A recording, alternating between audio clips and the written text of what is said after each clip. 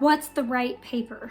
I'm sure a lot of you wonder this question a lot. And actually the type of paper that you choose can make a huge difference in how your drawing turns out. And if you choose the wrong paper, it can negatively impact it. So I'm going to go over what paper types will work best for you. With so many paper types out there, it can be a tough time knowing which is the right one.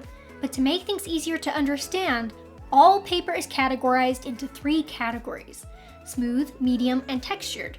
So with all the different brands out there to choose from, what you're going to want to look for is the texture type. Now, to narrow down what texture type is right for you, you need to think about the subject type you are going to be drawing. Every subject has different textures that you will need to draw, and certain surface types will work for you or against you depending on what you're drawing. So let's go over the different types of subjects and the paper types that will suit them best. If you are someone who wants to draw highly detailed drawings with a lot of intricate little details and strokes throughout the entire thing, then you are going to want a smooth type of paper.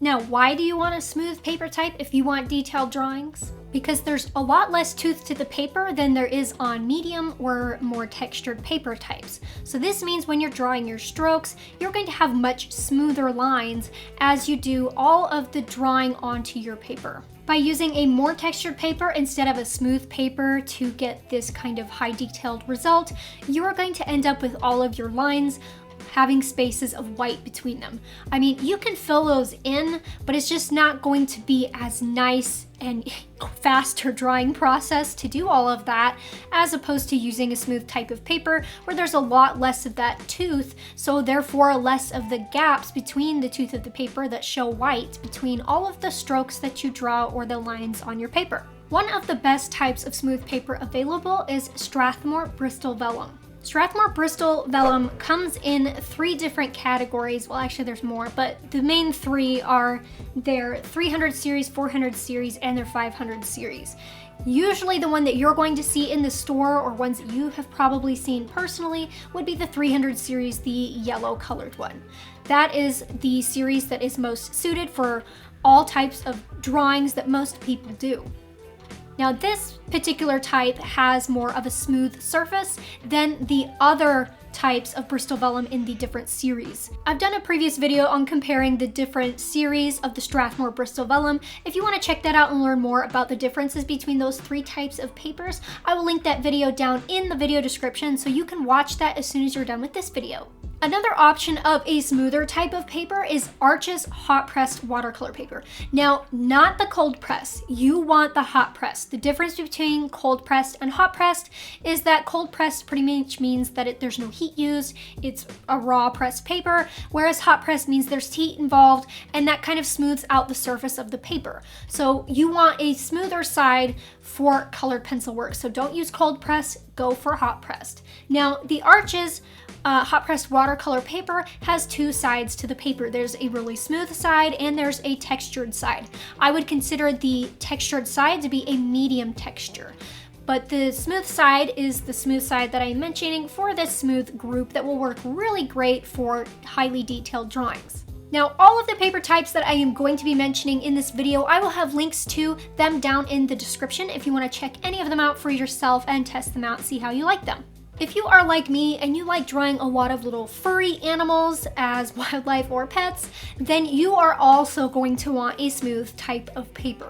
That is the paper that would be most ideal for furry animals because you are doing a lot of those intricate, high detailed lines to draw the fur. So you want a lot of continuous flow between the entire stroke and not being any white gaps in between. If you use a more textured paper, I mean, you can draw fur and it can look okay. You're just going to have to do some extra strokes over one another to fill in those extra white gaps between the stroke looking so fluid and smooth. Whereas when you use a smooth paper, the lines that you draw for all of those fur strokes are going to be a lot smoother. So the smooth paper types that I mentioned just a little bit ago are all going to work really, really great for drawing any furry animals. Now, I will say there is one slight downside to using this smooth type of paper for furry animals in the instance that you're doing a very large drawing of an animal's face where maybe the eyes take up more of the surface of the drawing canvas or paper. than the actual fur itself. Because in order to draw realistic looking eyes, you're not doing a lot of individual strokes like you would with fur. You're actually doing a lot of combinations of mixing colors together.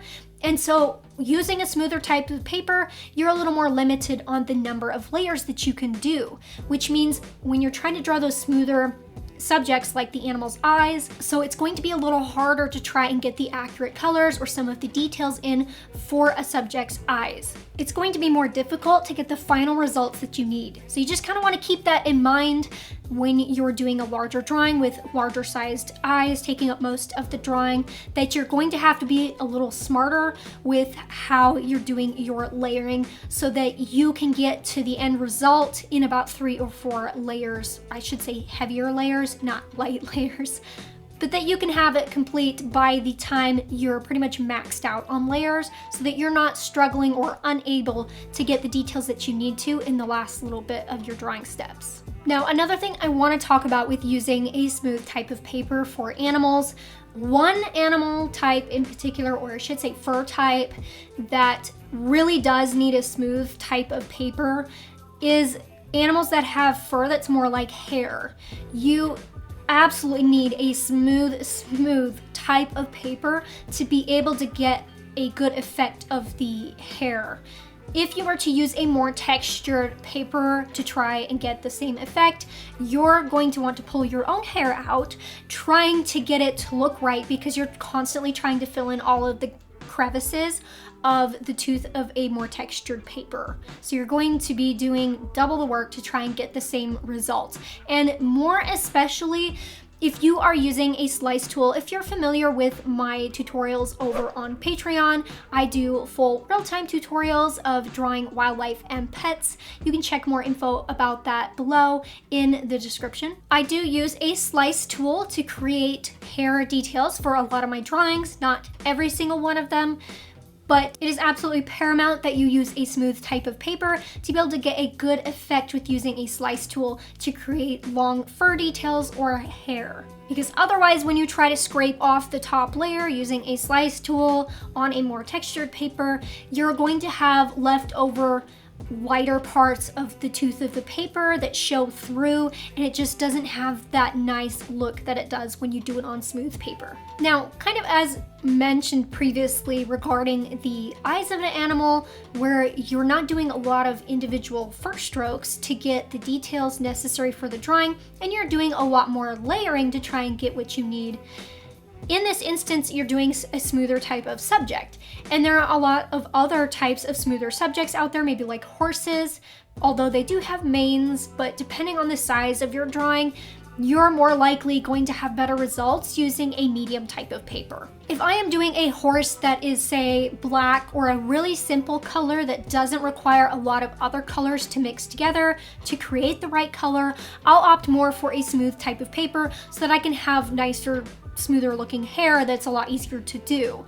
Not that it can't be done though on medium paper, but that is just my preference to try and use a smoother type when I can.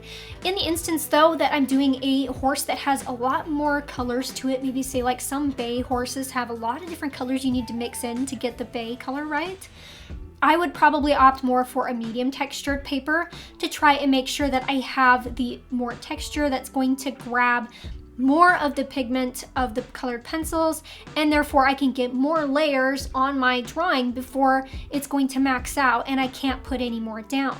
Because in order to get the color right for those particular horses that would need more colors in their fur, you are going to need to draw more layers on top to get all of those colors to blend together right to get the right colors that you need.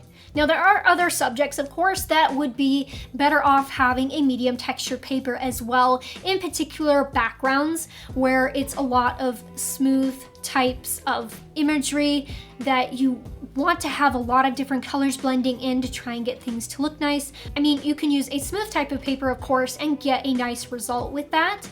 And when using a medium textured paper, you're going to want to use solvent to blend with. If you don't use solvent to blend with, you're going to have difficulty trying to blend all of the colored pencil into the texture of the paper. But trust me that using a more textured paper for a larger drawing that has a lot of background imagery in it, a medium textured paper is going to help you out in trying to make sure that you can get enough layers to get all of the different types of textures you're going to have in that drawing. Because depending on mountains, trees, shrubs, and the animals in it, you want a more versatile paper that's going to give you more leeway depending on all of those different types of subjects that you're drawing. Now, say if you're not drawing animals and you're drawing maybe a beach ball or just pots, maybe with flowers or something, just other subjects that aren't furry animals, then you might have a better time using a medium textured paper so that you can have more layers to work with to get the right smoothness of the color gradients that you're going to need to be able to do those drawings. Now, when it comes to doing certain types of furry animals that don't have a lot of intricate individual hairs, you might be better off using a medium type of paper. Now, this also comes with just your personal preference. If you have some experience drawing with colored pencils, you might just still prefer using a smooth type of paper, and that's okay. You don't always have to follow my recommendations on what to use. You can just go ahead and use whatever you would prefer to use or feel comfortable using. So I have drawn some animals before in my time using a smoother type of paper, and just with the fact that the fur was more of a curly type and it was just really matted looking and not individual hairs, I wish I had opted more for a medium type of paper because I felt like I was running out of layers to be able to get the color right, as well as trying to get the detail in there. So I feel like it would have been an easier job for me if I had chosen a medium type of paper instead of the smooth type of paper that I did. Now, some of the medium textured papers that you can use that are readily available commonly in stores is going to be Strathmore's colored pencil paper, their drawing paper, and their toned papers as well. Those all have medium surfaces that you can use, as well as I mentioned earlier, the Arches hot pressed watercolor paper has two sides to it, a smooth and the other side is more of a medium texture. Another option that you can use as a medium textured paper is pastel paper. Now, it needs to be a type that has a double side. You don't want to be using pastel paper for your colored pencil drawings. It's just not going to work. There's just way too much texture. You're not going to have your lines be nice and smooth and connecting together. It's not going to look good. But the ones that have the dual sides have an option for you of getting a more medium texture that you can use for your colored pencil drawings, and that way you can have some different varying colors if you like using colored paper for your colored pencil drawings. Now, the third type of paper group that I will talk about in this video, although I don't really prefer this type of paper for my drawings that have more of a micro texture, like pastel matte or sanded paper. Now, personally, I don't particularly like these types of paper for my colored pencil drawings just because a lot of my drawings tend to be on the smaller side, and when you're using a really textured paper and pair it with a small drawing, you're going to notice all of the graininess than you would if it was a large drawing. So I wouldn't recommend it for small drawings, but any drawings that are going to be at least an 8x10 or larger, you'd probably be fine doing it. When you're using a more textured paper for your colored pencil drawings, I guess I might be a little biased about it, but I just don't feel like that there's a real benefit to it in helping out your drawing like there is in using medium or smooth types of paper. I mean, you can, when you're using pastel matte, draw lighter colors over dark colors, kind of like you would with pastels, but I just overall don't like the graininess that it gives. I want really smooth lines for my drawings because I like a lot of detail. So I actually don't use pastel matte for really any of my drawings. I've tried it before, but I just haven't used it with any of my really nice drawings. So if you are a complete beginner to colored pencils, like say you really haven't drawn anything else, maybe you tried them once, but you just haven't really done a lot of coloring or drawing with them.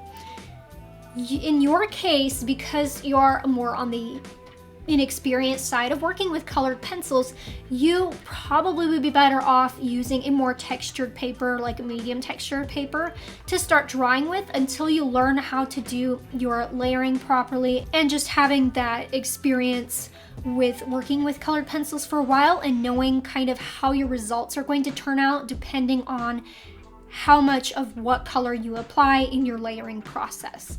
Because ultimately, using a medium textured paper versus a smooth type of paper as a beginner, the medium texture is going to give you more leeway for making mistakes and being able to correct them and add layers over the top to get your colors right.